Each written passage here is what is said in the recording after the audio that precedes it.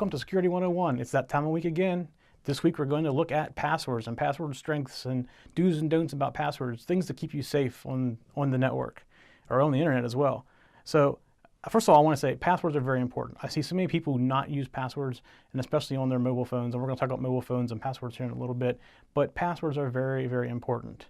The other thing I want to say is password uniqueness is very important. So many people have one password that they use for everything. They use it for their bank, they use it for their games, anywhere they go online, they use it for Facebook, all these different places they go online, they use one password. It's not recommended that you do that. However, if you are doing that, it's much more important that you make the password something that's difficult to guess. The technology today can break passwords very, very quickly. And many times if somebody's trying to break your password, they've already done some research on you. They know where you live, what street you live on. They probably know your kids' names, your birth dates, things like that. And they're going to throw this into what's called a rainbow table. And they're going to run this program or get your password, which, because of the information they have about you, they're going to pick that password out. They may even know your dog's name. So general rule of thumb is no names, no kids, birth dates, not your birth date, not anniversary date, no phone numbers, no street names, no addresses, anything that's common to you. It needs to be something creative and unique. And I know it's hard. I'm not a very creative person when it comes to things like that. I have some things that I've done that I kind of figure out in my head, like the first letter of a song name or something like that, you know, like pick a song you liked growing up and take the first letter of every word in it and then add some numbers and special characters in front of it. Anything like that. Develop a pattern that you can kind of remember. So the one other thing I mentioned was everybody uses the same password, and that's definitely not recommended. But everybody goes, oh, what? I can't remember all the passwords. How do I know what I used here? All that.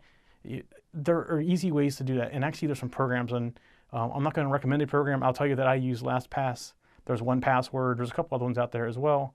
And what they do is they'll even generate this really long password that, you know, can't be guessed, and you could never remember it yourself.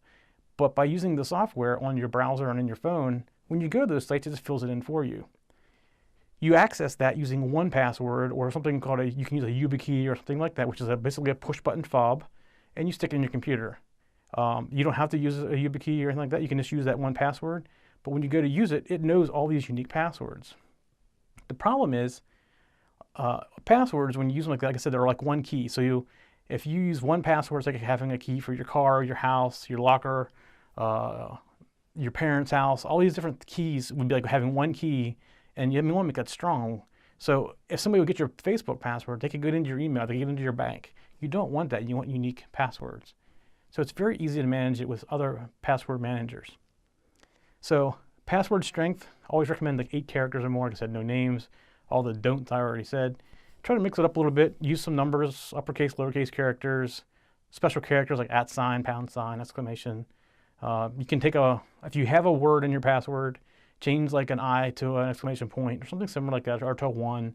Mix it up a little bit. You kind of get the idea as far as making it a little stronger. So the other thing I mentioned coming in here is I've seen some people who don't use passwords on mobile devices. And that's a very bad idea. And I'll tell you a couple of reasons why. First of all, say you forget your phone somewhere. And if it's not locked, people can pick it up and go through all your contacts.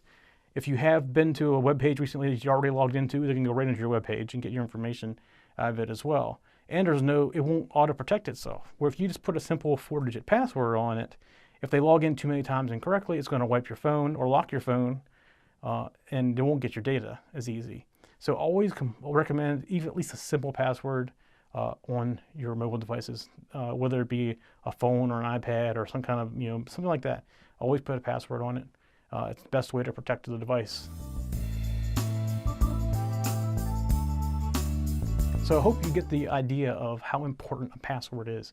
Passwords are super important, and they're becoming more and more important all the time. Especially with this new technology comes out, they now have computers that are designed just for password cracking and can crack just about any password in short periods of time, even long, complicated ones. So if they really want in, they're going to find their way in.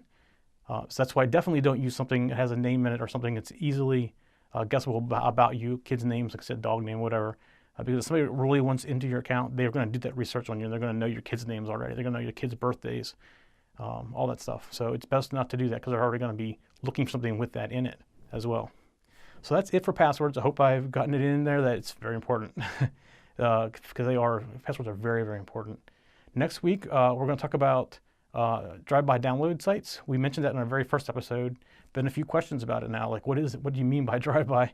It's not like you're driving a car by, but we'll explain it in more detail next week and try to keep it in the non-technical realm, which is our goal for the Security 101 show.